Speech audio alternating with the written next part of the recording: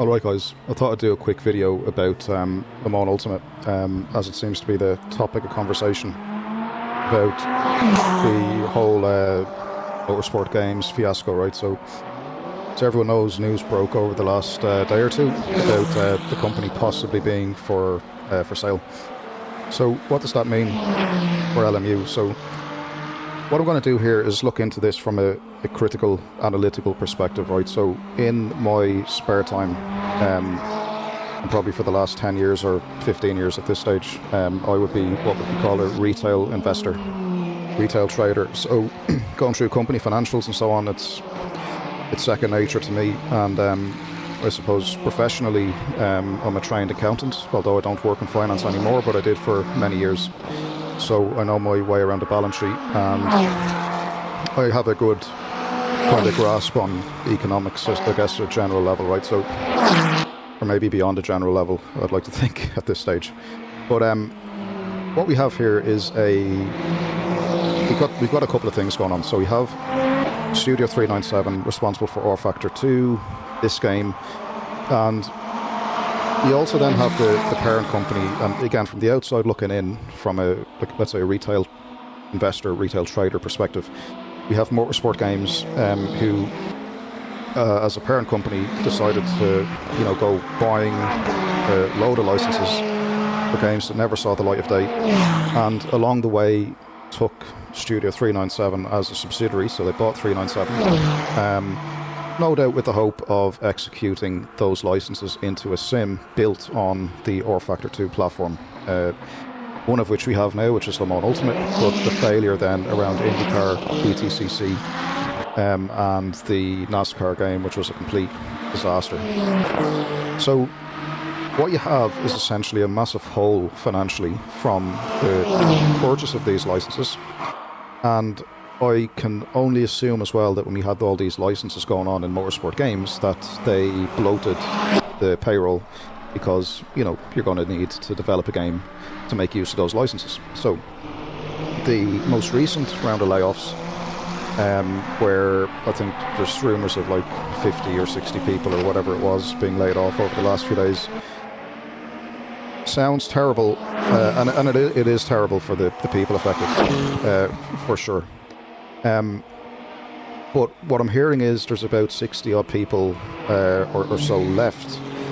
Now, I would have to say then that, well, okay, we have the Le Mans Ultimate game, which has, what, seven tracks or something, whatever. We have the cars already developed, still being tweaked, of course, but we've got the Hyperclass, the LMP, GTE, GT3.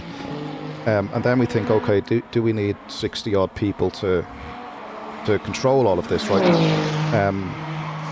And what I mean by that is, of the people that are there, who are the doers and who are the talkers within the company. And the reason I say this is not to be rude to anybody, but when a company goes public, such as Motorsport Games, and they're not alone in this, by the way, right? I've worked for public companies before, and even as a subsidiary of a public company, they tend to carry a bit of fat with them when it comes to resources, like people that are maybe surplus to requirement and maybe not the most efficient. Not always, but it tends to happen. Now, from what I know of Motorsport Games from the outside looking in, it seemed to be no exception for them, right? They pissed money away on licenses. We don't need to know much more. If you can sink that amount of cash into licenses, fail to produce the games and tell bullshit to your shareholders and continue that bullshit for a number of years, and finally the house is going to fall down, and it seems to be getting close to that for Motorsport Games. Now, recently they've had a management overhaul. Stephen Hood, I realise, has taken over CFO, or CEO, sorry, is the most recent guy in the hot seat, and again, from the outside looking in, I don't know the inner workings of Motorsport Games, but from the outside looking in, progress has been made. We've got a game launched, albeit a couple of bugs here and there, but from a driving perspective, from a sim racing perspective, this is by far the best game I have ever played. And I got frustrated, I went back to iRacing for a while. iRacing doesn't come close to this in terms of feel. iRacing has a lot of other stuff going for it, but this is a league apart in the the force feedback department, the physics department. Everything is just done correctly.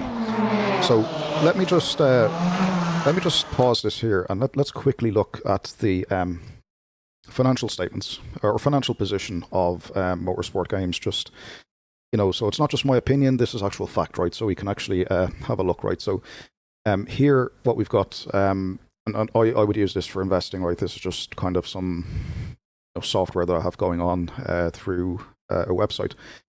But basically, here's all of the top level information, right? The key ones there: quickly burning through cash. It's taken a big hit, the stock price, because they've done a capital raise. They've done an extra, over an extra million shares or something in the last week or so. But everything is, going against them, let's say. A couple of things you want to look at here is the quick and the current ratio, right? This is basically a liquidity check. What you want ideally is 1-to-1, which basically means that your current assets, right? So this is your cash and anything you can quickly turn into cash, is 1-to-1 matched at least with the current liabilities. So these are things that need to be paid out within a 12-month period. At the moment, that is below 1. It's 0.3, 0.5, so that's not looking good.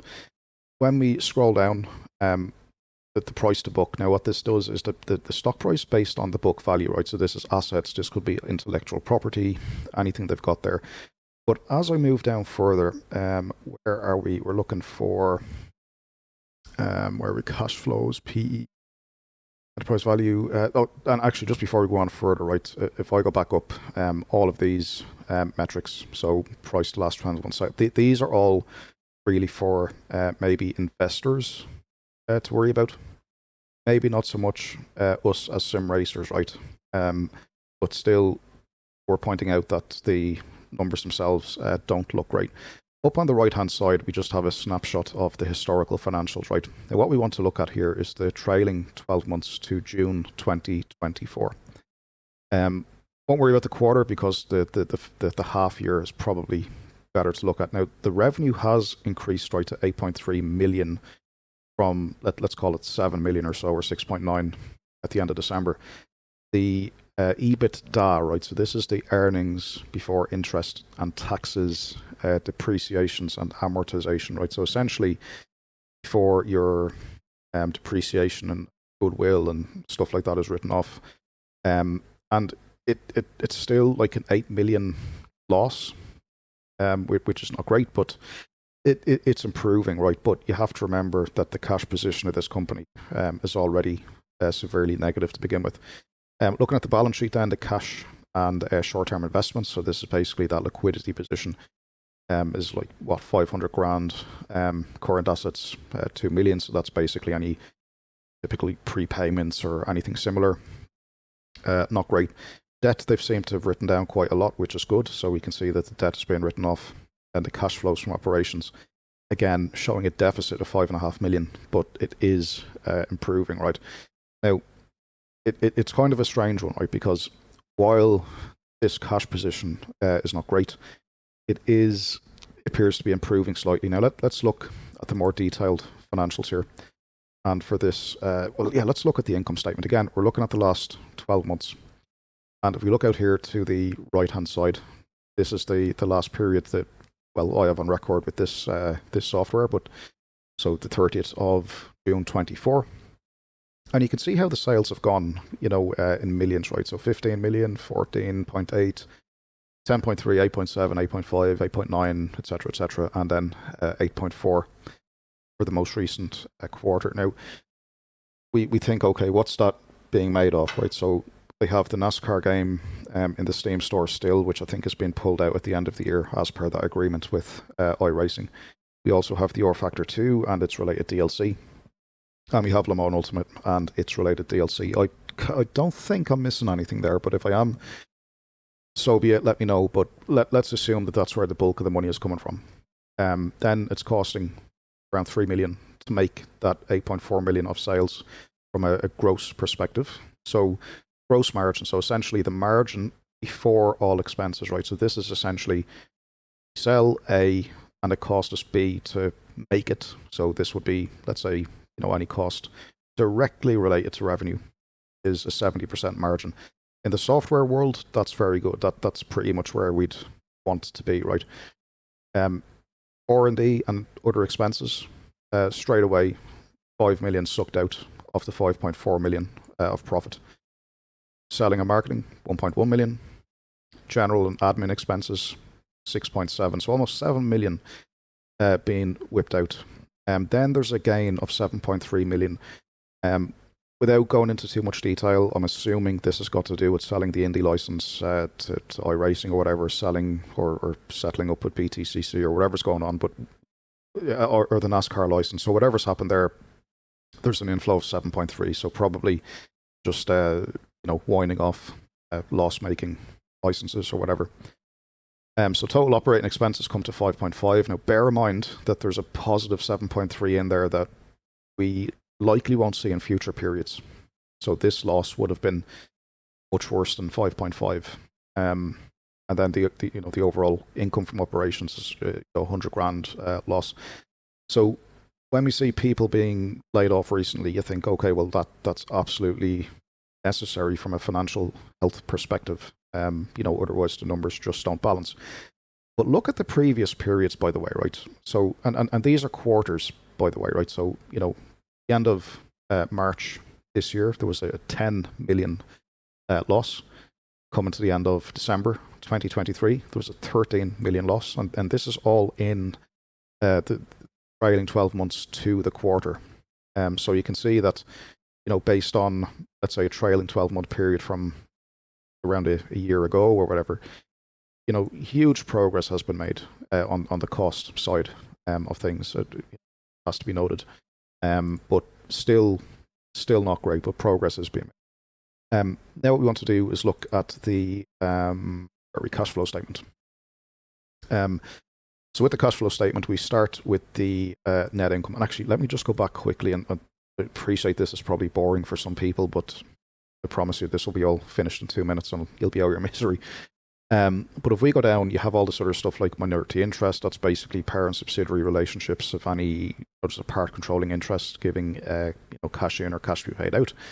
But net position, there's a net income to shareholders of 1.6 million. So this is the first time in their history, I think, where they've actually managed to get a profit, at least on paper. Now remember, there's this 7.3 million from guessing the license sales and stuff, but still it's a profit that we've got there nonetheless. So 1.6 billion profit on the income statement. Now it's worth mentioning, right, the income statement doesn't always equate to cash flow. So let's have a look at the cash flow statement.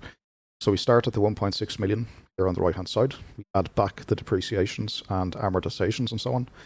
And what this does is this gives us a true indicator of operating cash flow, because if you think depreciation, trying to explain this in simplest terms, let's say you're a hotel, it 10 elevators. Well, over the lifetime, those elevators are going to fall in value because the winches or the motors that carry the elevator up and down is going to be worth less and less over time as they become used. They need to be replaced at some point.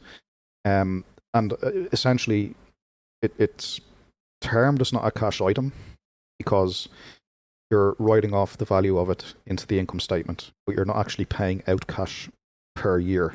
Essentially, all the cost is upfront, if you like. But yeah, it's a paper profit or a paper entry, as we'd call it in finance. Anyway, moving down, long story short, we have all of these adjustments and the net income from operations here. You can see it's improving massively, right?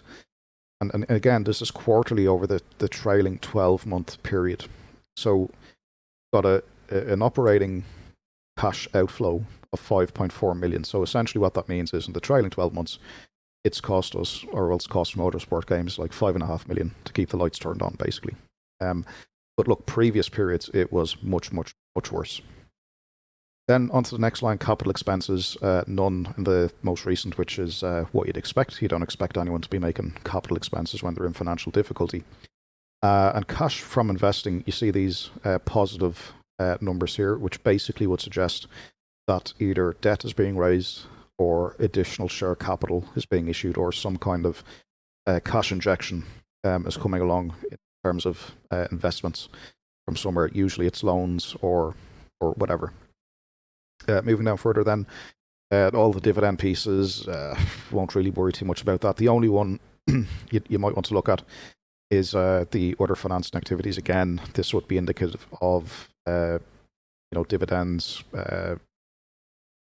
or not dividends rather, but other kind of cash going in or out from financing, whether it's again loans, or company what will often happen is they'll issue debentures. They could issue what's called convertible notes. So again, this could be a loan that will later, the person will have the option to convert it into shares if they want to, but not always. And again, I'd have to dig into the financial report specifically to find out what that is. But again, just know that the numbers are not terrible, to be perfectly fair, right? So they're all good. I mean, it's nothing too bad. Then we have the actual changes, right? So the beginning cash flow and the ending cash flow. And then we have what's called the levered free cash flow. So essentially, what the cash flow is after all of the liabilities and so on would be paid, all the current liabilities and stuff. So you can see here that the cash outflow was 5.5 million. Started the period, and this 5.5 million, it doesn't include all of the cash flow. This is taking into account what it would be if liabilities and so on were fully paid, and incoming assets and stuff were fully received and so on. We'd have a net outflow of 5.5 million. But what we need to look at is the beginning cash flow. So we started the period with 1.3 million, ended the period with 500,000, literally burning through 900 grand. Now, if you look back at previous periods, ignore that 1 million there. That's obviously we've received cash from somewhere. But this company has had a bit of a history of burning through chunks of cash, more so than it's receiving in, which again doesn't paint a good picture. One final thing I want to look at is the balance sheet. And again, this will be the fiscal years, last 3 years. And let me see, can I pull this into the most recent quarter? Now, I think, well, why we're looking at quarterly, the thing with a balance sheet is it's like a snapshot in time, right? So it doesn't matter, or it doesn't really need like a full year to get an accurate picture. So here's what we currently have. 500,000 of cash and equivalents, which ties back to what we saw in cash flow statement.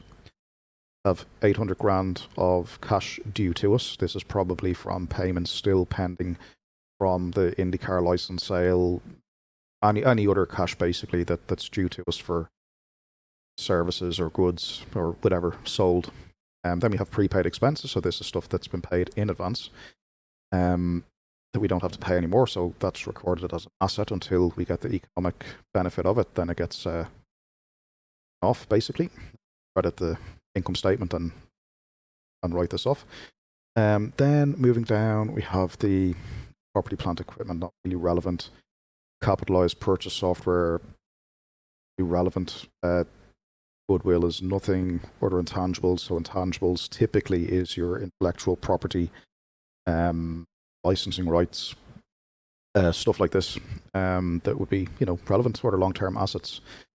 Minus 2.8, so that would indicate that there's a liability floating around there somewhere. Accounts payable, so out 1.8 million, good expenses for 700 grand that needs to go out. So total liabilities basically is for total current liabilities. So these are liabilities falling due within the year, 4.1 million against total assets of 7.2. So not great. If you think of the total liabilities of 4.1, like usually the current liabilities portion is mainly cash due expenses, right? Where the current assets might not always be cash. Now let me just double check. In this case, got 500,000 of cash, got 800 grand of. You can't use a prepayment to pay a loan, unfortunately. But yeah, we're looking at about 500 grand of cash. Go and pay 7 million of stuff. Sorry, not 7 million. Where are we? 4 million. 4 million of stuff that's gonna fall due. Long-term debts then, company looks to be debt-free from a loan perspective, which is good. So any additional cash they're raising seems to be straight from equity, which is not good for shareholders, but good for the company, I guess. We've got additional capital coming in of 90 odd million. Total equity, yeah, I mean, so it's not great. Now, if you look at this retained earnings line, right, so this is basically retained earnings, also called retentions or retained profit, right? So this is basically the profit or loss on the income statement loading into the balance sheet under the equity portion, because ultimately equity is a liability to a company. It's the shareholders, let's say, profit or loss to chew on, essentially, right? So this company, like the most recent, has been carrying like almost 91 million of a loss and 87 million of a loss, and these are running losses, by the way. This is not per quarter, but you can see slowly but surely it's starting to turn around at about, let's say, 1 to 2 million per quarter improvement. So the question is, right, that the company is slowly but surely beginning to turn itself around, right? The question is it enough to keep the big bad wolf away from the door? And what I mean by that is the banks and all of the companies and parties that are owed money by Motorsport Games. Can an agreement be made? And you have to think then, well, you know, if they can show profitability, and we've seen already that the profitability is quite dicey, and if they can show positive cash flow and the company at least sustains itself going forward, then shareholders might be more liable to say, well, okay, look, we'll wait this one out. It's going to take a while, but we'll wait this one out. And the question then becomes is, well, can Motorsport Games or Studio 397, can they go to the sim racing community now, knowing what position they're in, and say, right, I know we spoke about this subscription model, but we're going to have to push it as one last hurrah. Because and you know, again, I'm not overly familiar with the video games industry, right? That's not where I do a lot of my investing or research or anything, so forgive me for making some assumptions here, but I would imagine, and you know, again, I'm looking at Steam charts for this in terms of like the user count, and we've got like 800 active users on SteamDB, which is improving. It's ticking upwards, but is it enough? 800 by how much is the game? Like 50. So let me just calculate this. In fact, because we want to try and get some actual hard numbers on this.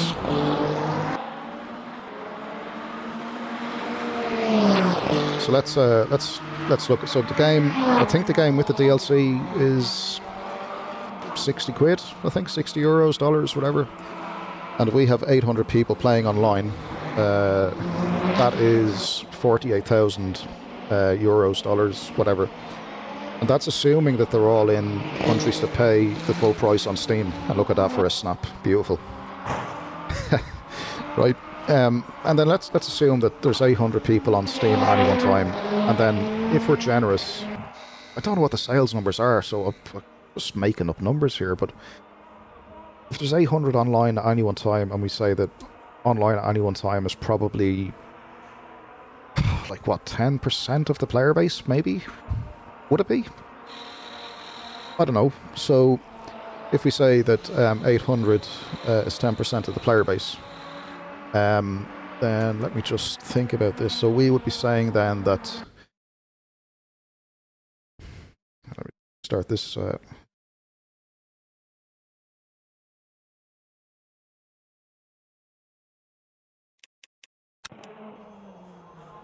Yeah, like, I mean, to try and figure out, so like if 800 makes up, you know, like I was saying, like 10% of the users, or let's just keep it simple, right? So we'll say that the actual users then is probably, you know, 10 times that amount. So let's say there's, let's say there's 8,000 copies sold or something, right? Just to keep things simple. And of those 8,000, not everyone has bought the DLC. Let's say, I don't know, let's say 2/3 of them have or something, right? So we will say the DLC and the game is €60, and we will say that, my calculator's giving me all weird numbers here, just doing a bit of on the fly calculator. Let's say €60, and we're going to look for 67% of that, so that's 40 quid. Let's be generous, let's say 45. So let's say the average of those 8,000 players have paid 45 euros. And again, I'm not taking into account different geographies, so that would give them an income of $360,000. And we already know they're burning through about that every 3 to 6 months from looking at the income statement, or sorry, the cash flow statement. So you see where this is headed, yeah?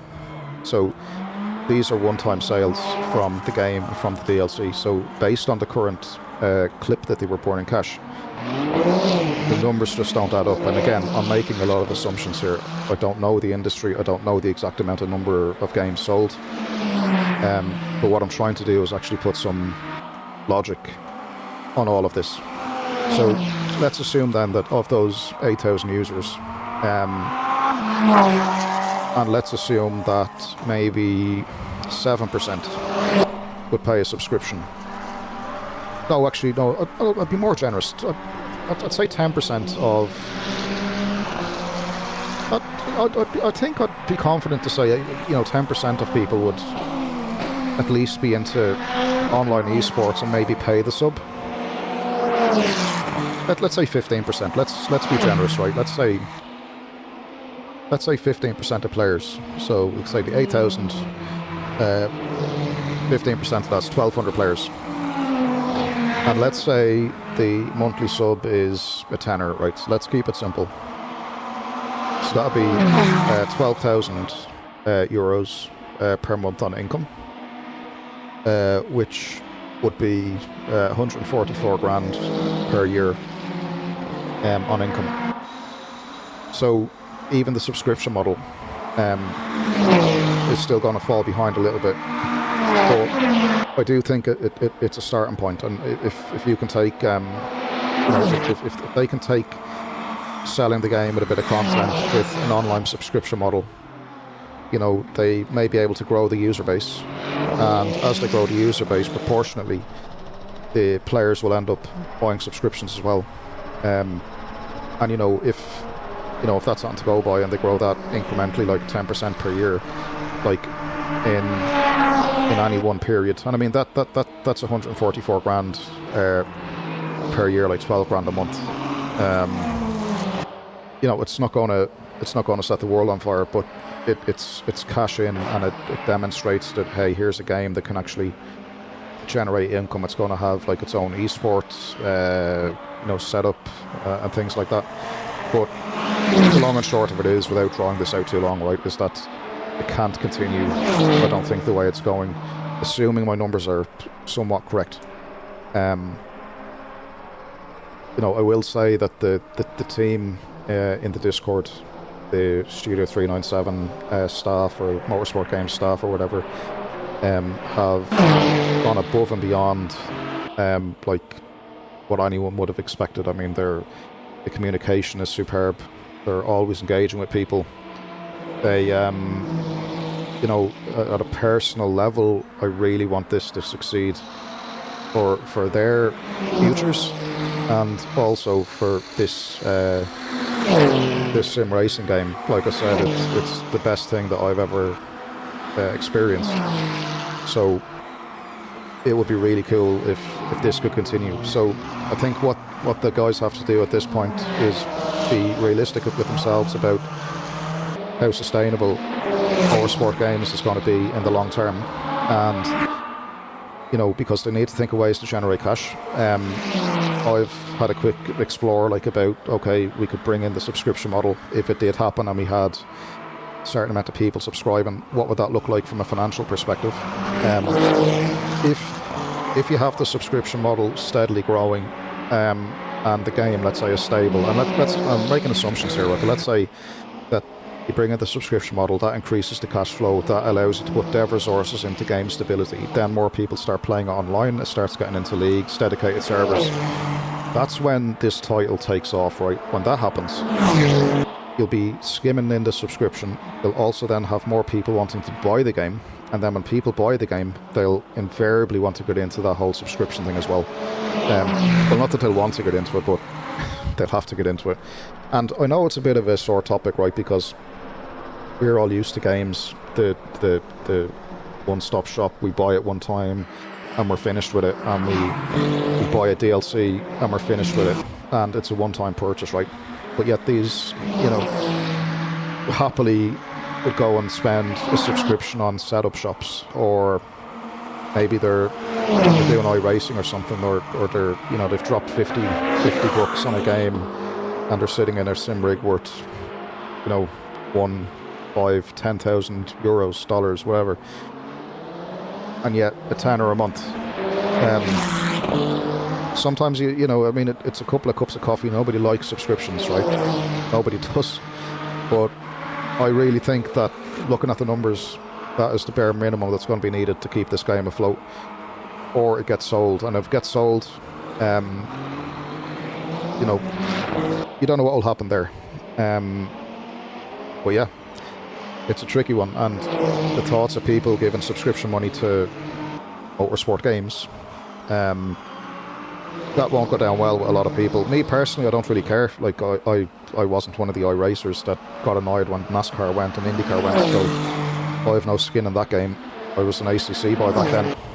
But certainly, like, there is still a lot of sour taste out there for sure. But anyway, let's see what happens, guys. Again, I thought I'd just share a video with some ideas, I guess, a bit of logic, a bit of fact. And again, if my numbers are off with some of the calculations I had there, by all means, correct me.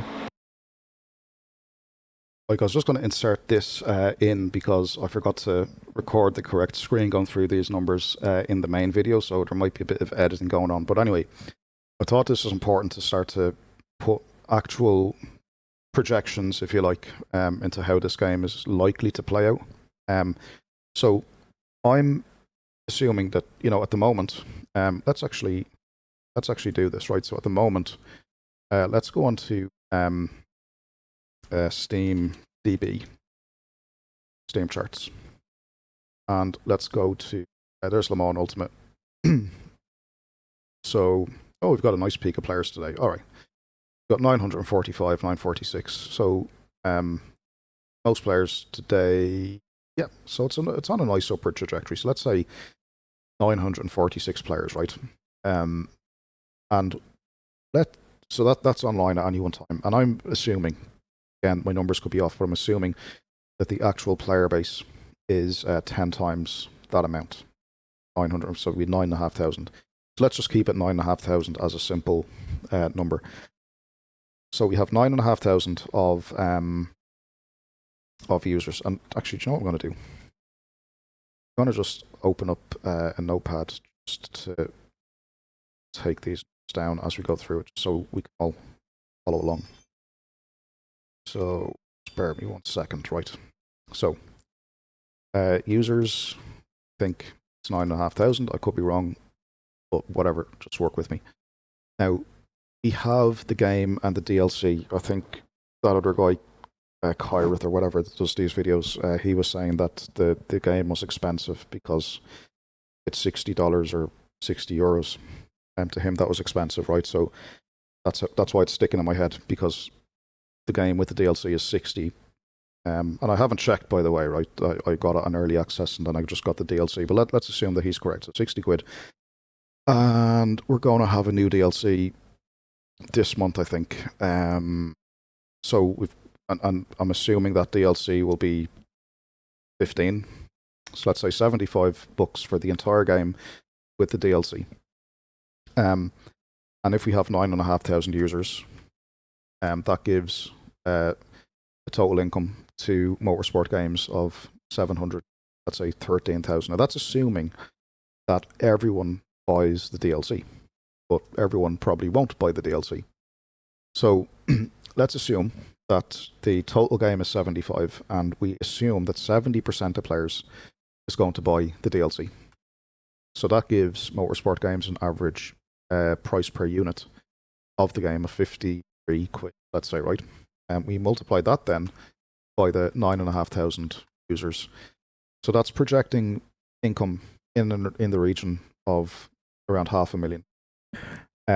Now, when we looked at Steam charts here, we were around 6 to 700. Now we're up at like 800, 900. So we've grown the player base by about 15%, and maybe even 30% or so since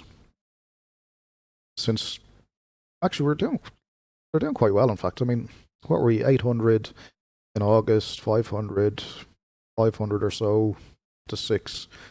Now we're up to 860. So yeah, I mean, they're doing quite well, it has to be said, right? So that, we're looking at about 25%, again, just rough numbers, 25% of players increasing into the game, right?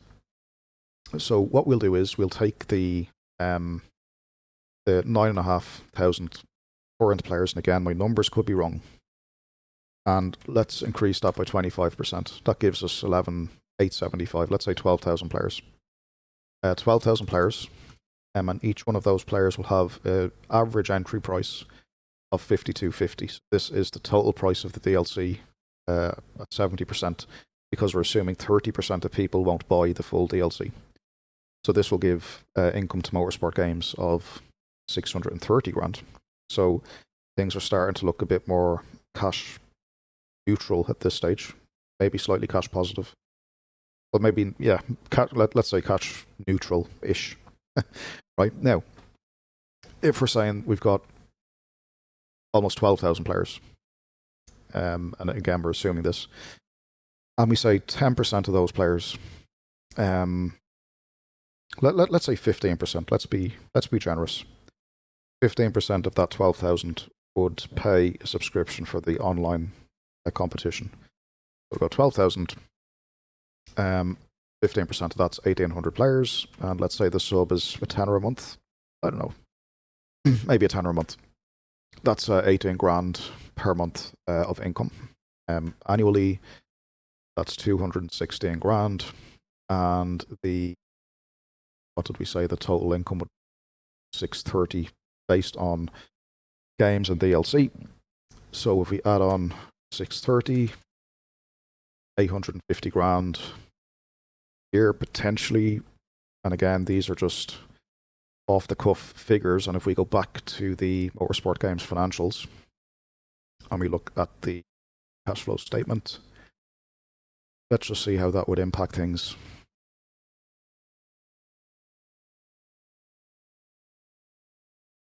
At the wrong time. Well done, Gary. Patience. I need. Right, there we go. We were saying the cash from operations was negative 500,000. So, theory, just double checking to make sure nothing else going on here. Everything else looks okay. So everything looks reasonable-ish. So it would suggest that the game itself could potentially be cash operation positive. Now again, my figures could be wrong, right? My figures could be wrong, but just based off these quick calculations, yeah, I mean, it looks as if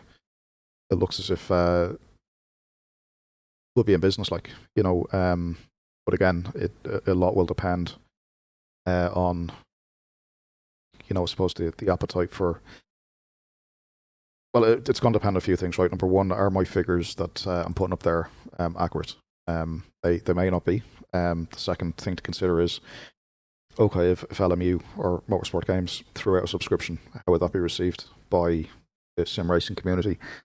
Personally, myself, I would sign up because, as I said, I think the game is the best sim racing experience I've ever had. I spend more than a tenner a month on other crap, to be honest. So, say going into a sim where it's going to get proper development. And the team, like from what I've seen of them in their Discord channel, is absolutely fantastic. Their communication, their willingness to help people, they're online all hours of the day outside of working hours. I don't expect that to continue, by the way, but they're doing it in this early access state to try and help people through. They're obviously aware of their own financial situations. Completely understandable, but the steps and the levels that they're going to, and they're all doing it, by the way. It's absolutely, I sit back because I work in software, like, and I understand that things don't always go to plan. But when I see the dedication that they put in to the product and to the user base, it especially, you don't see that often at all. And yeah, it's they should all be proud. I think just for that alone, they should all be very proud. But anyway, I won't drag this out. You've seen the numbers. You've heard my thoughts. If my numbers are off, please correct me. But again, I'm just going off what I think based off what I think I know. And trying to put a bit of logical common sense on it, because there's a lot of doomsday videos out there, almost calling for the death of the company, and it's being sold off to this company and that company. And like, let's just take a step back. Let's look at the financials. Let's try to put some logic onto it. And if it turns out to be correct, okay. If it turns out to be wrong, also okay. But at least we're looking at things logically with a working brain cell, as opposed to jumping to conclusions. And 2 + 2 does not equal 5. So let's see how this goes. And yeah, we leave it there, guys. Thanks for watching. And yeah, let me know. Actually, just one final thing. Let me know in the comments, or I might put a poll up or something. Would you pay for a subscription model if it meant keeping this title alive, or even if you're not an LMU player, for the sake of an extra sim on the market, would you pay for it, assuming that it was the perfect sim, backed up by esports, online servers, leagues, and all the rest of it? Because yeah, and I want you to, just before you answer, think for a second, right? Is it logically and reasonably realistic that anyone can have a fully licensed WEC game or Formula 1 game or whatever game it is, right? Officially licensed, laser scan tracks, all the track licenses, all of the car licenses, like, I mean, a Ferrari, Lamborghini, Aston Martin, to pay for the licenses for all that stuff, just have the laser scans, to pay the track licensing costs for continuous development, for all of the updated content. And do you really think that the cost of the game and 10 book DLC is going to do it, unless you have huge player numbers like ACC? Maybe not even ACC, maybe AC1 is probably the one to look at. Gran Turismo and iRacing and stuff. But if any other sim outside of that sphere doesn't have that kind of cash generation, so maybe an element is on the user base to say, look, this game cannot sustain itself on the typical buy once model, and maybe we have to be a bit more open to chucking in a few bucks every month. Just a thought. I mean, it's how software. I mean, if you go to Microsoft to use Microsoft Office or anything similar, like you pay monthly for that very reason, because and they can afford it, by the way, right? They can afford, like, not to take the subscription, but for them it's cash generation. It's continuously improving the product, the offering, and the smart and bright people that they pay and employ. Maybe we shouldn't be thinking of it any differently in a video game series, particularly one that has, I'm sure, huge outlays for the developer in terms of licensing. That's all up front. But anyway, let me know what you think, guys. Just I thought I'd just add that in, just to give a bit of context before you type in yes or no. And yeah, we'll leave it there. Cheers.